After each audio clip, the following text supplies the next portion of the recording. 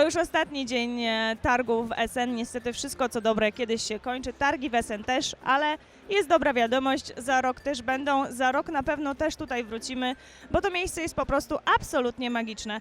Wykorzystamy te ostatnie kilka godzin na odwiedzenie kilku ważnych stoisk. Na pewno zajrzymy do Mayfaira, na pewno spotkamy się z Lookout Spiele.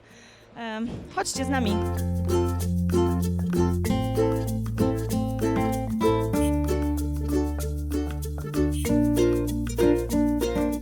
Przed Wami Amanda Milne z wydawnictwa ShilMil, uwaga, z Nowej Zelandii, która przyjechała tutaj do tak egzotycznego miejsca, żeby pokazać swoje gry.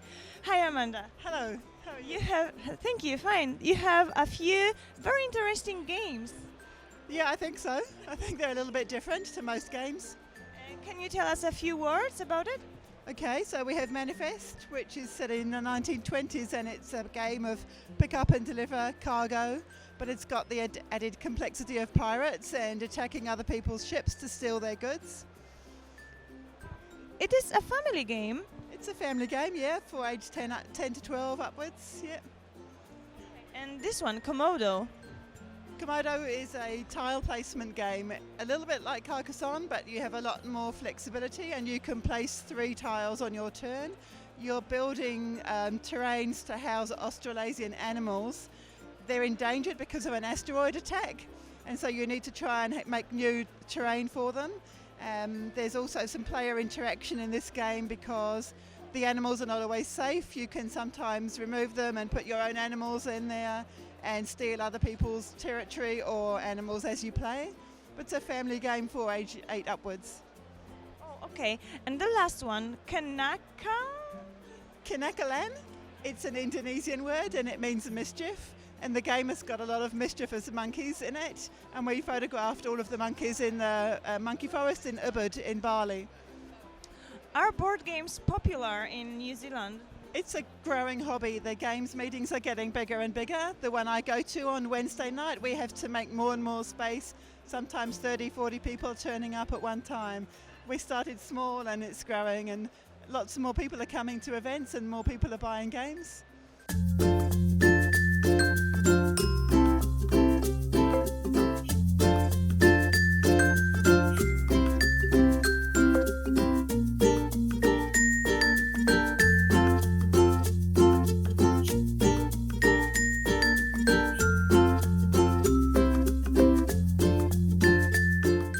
Przed Wami Haan, jeden z współautorów tego wielkiego pudła. What is inside the big box? Yeah, there is a lot inside the big box. I guess it's about 3,000 game components. 3,000. How much is it weight? It weighs 10.4 kilos, so it's really a lot. Can we open it?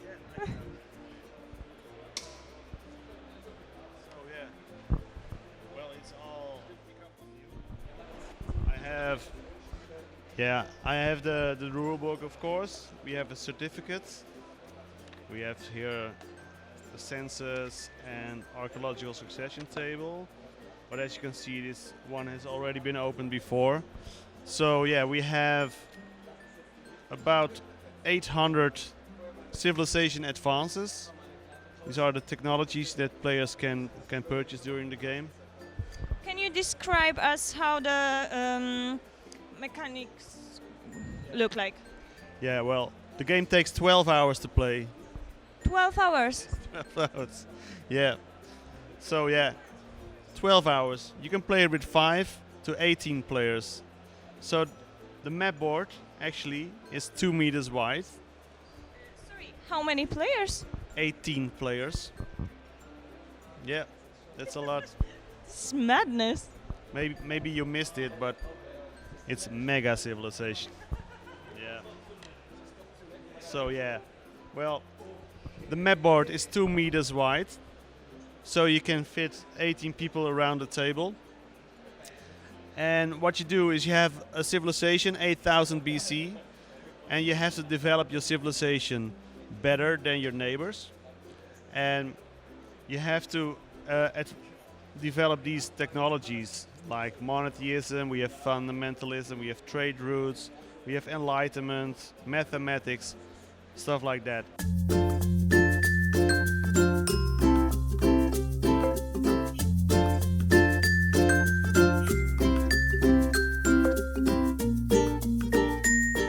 Oto stoisko Lookout Spiele. Przed Wami Ronny i Vorbrodt, jeden z pracowników wydawnictwa, który opowie nam o nowościach. Hi Ronny! Hi, hello, welcome. What is your Essen hit in this year?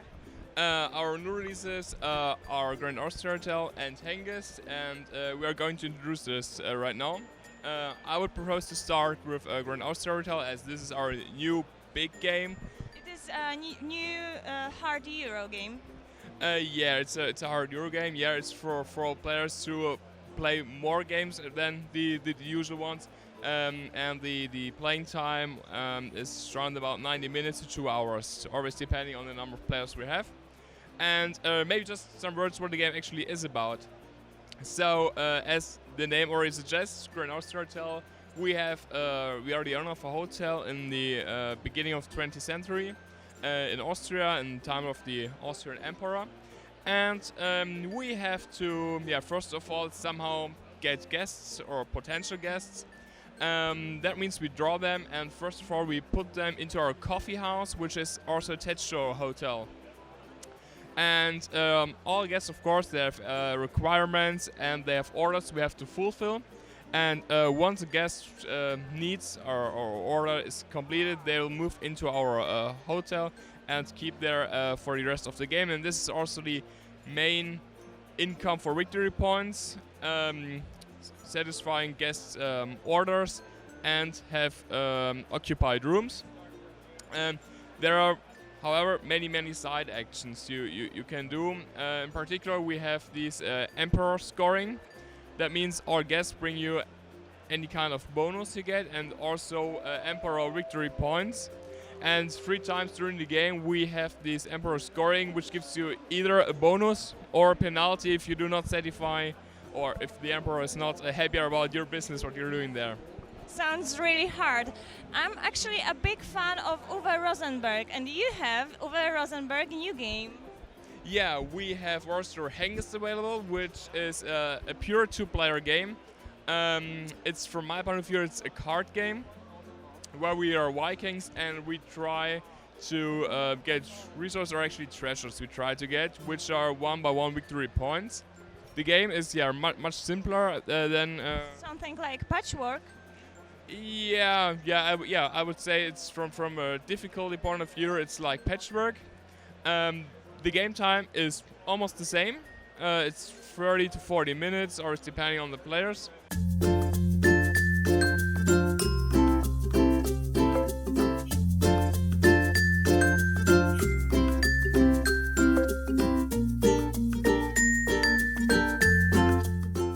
Stoimy właśnie na stoisku bliźniaczym do Lookout Games, czyli Mayfair. Przed Wami Vanessa, która opowie nam parę słów o grze Extra. Przyznam, że jako osoba, która spędziła 1/3 życia pracując nad gazetami, czasopismami i magazynami, jestem tej gry szczególnie ciekawa. Hi Vanessa. Hi, what are you doing? Great. Could you tell us about Extra? It's a game about making a newspaper. Yeah, it's like invented this year, and it's a game made of newspaper articles which you have to buy with some special cards, and you have to prepare your page to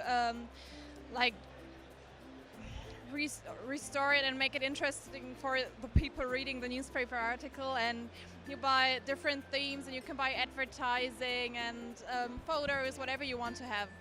Okay. Is it a game for family or rather for gamers? I think it's both of it, because you can play different versions of it. You can like build a bigger board and play on a smaller board. So if you have like little children, they probably would like to have like the smaller board, just to have fun playing on the game. And you can also like extend it and play a harder version of it for more gamer players. Okay. How long takes a game? It starts at 60 minutes and goes to 240 minutes. It depends on the version you're playing.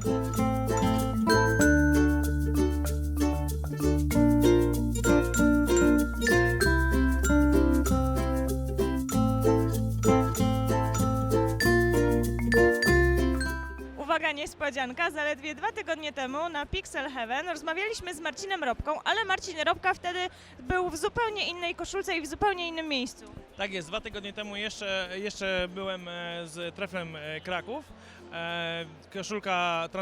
Okienko transferowe zostało zamknięte 30 września, od 1 października już gram dla innej drużyny, ale oczywiście głęboko w sercu czuję, że Tref dalej jest i oczywiście czuję jakby dużą miłość i trzymam bardzo kciuki za Tref Kraków, bo to są świetni ludzie, z którymi Gratuluję, to jest duża zmiana. Powiedz proszę, jakie nowości przygotował portal na Essen tegoroczny? W tym roku na Essen przyjechaliśmy z 9 nowymi tytułami, które mogą kupić nasi europejscy fani. W tym mamy na przykład Rattle Battle Grab the Loot, czyli kości, łupy, kościotrupy, szalona gra piracka, w której rzucamy kostki do pudełka i próbujemy zatopić statki kupieckie. Mamy również Stronghold, drugą edycję, redesignowaną, zupełnie nową, z nową planszą, nieco krótsza niż pierwsza część, łatwiejsza do opanowania, z bardzo dużym efektem takiej asymetryczności, która daje na pewno dużo frajdy dla graczy.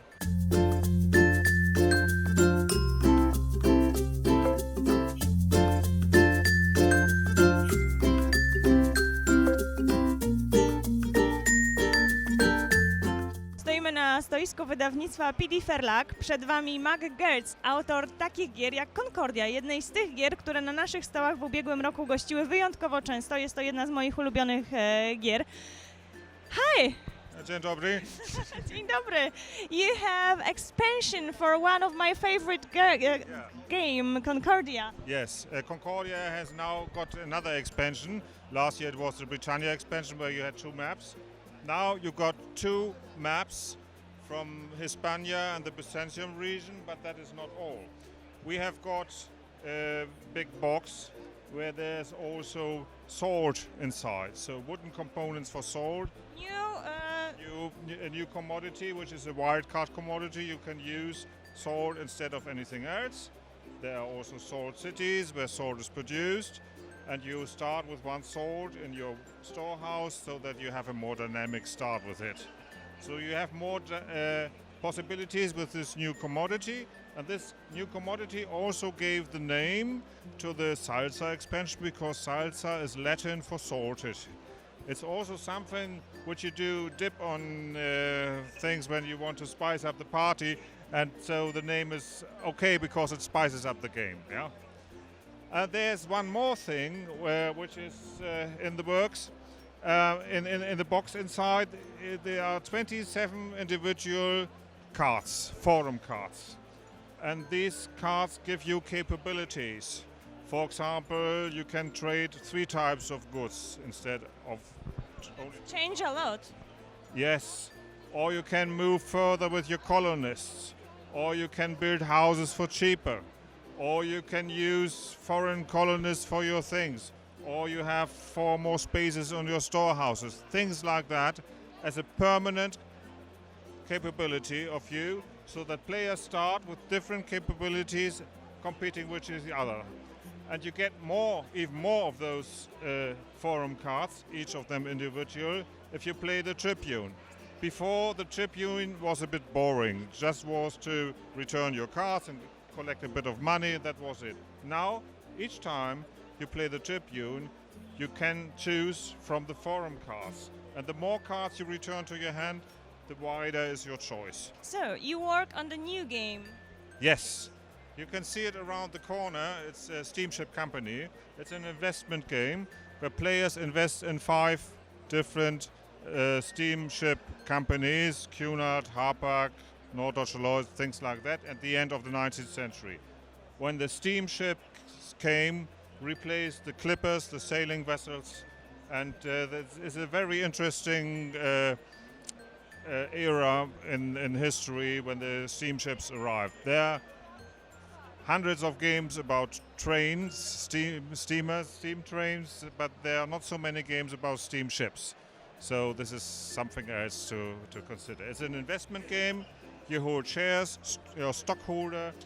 There are no player colors. They're just colors of the companies. You're an industrialist. You produce ships, sell them to the company.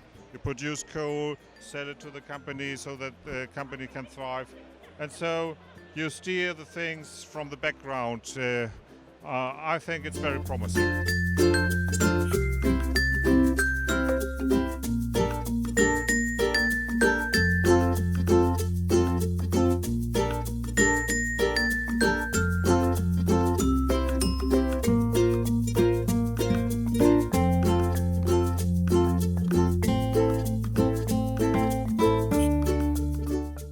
Niespodzianka. Stoimy na stoisku kawiarni i wydawnictwa, kawiarni Hex z Krakowa, w której my jeszcze nie mieliśmy przyjemności być, ale tylko dlatego, że dawno nie byliśmy w Krakowie, musimy to nadrobić. Przed Wami Anna Owarzany, autorka gry.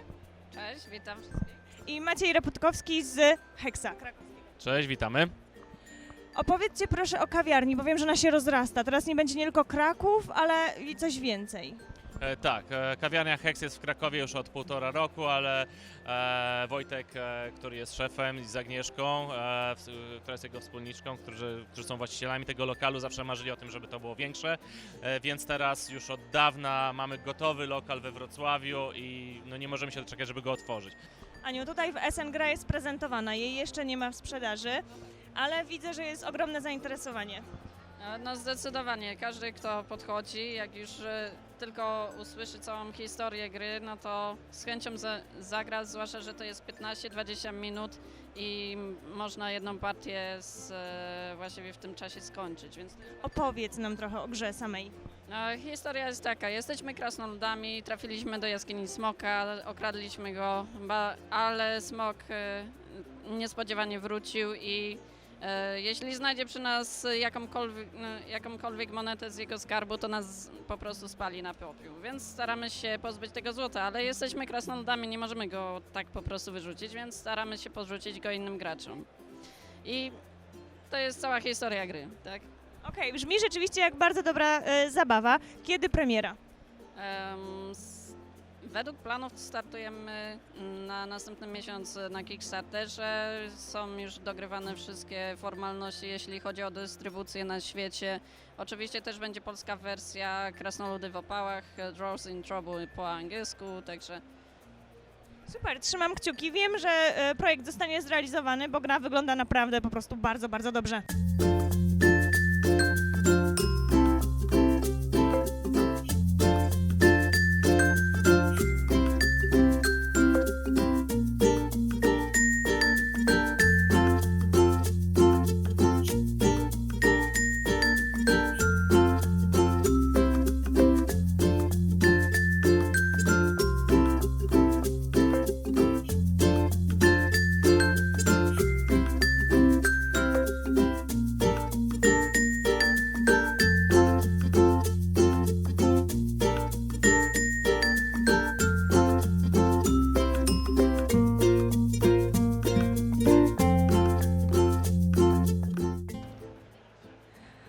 Godzina zamknięcia się zbliża, część osób już wychodzi, część osób kończy swoje rozgrywki i zaraz też niestety się żegna z tym miejscem. My także bardzo Wam dziękuję za te 4 dni wspólnie spędzone. Mam nadzieję, że nasze relacje się Wam podobały i że przyjedziecie tutaj z nami za rok.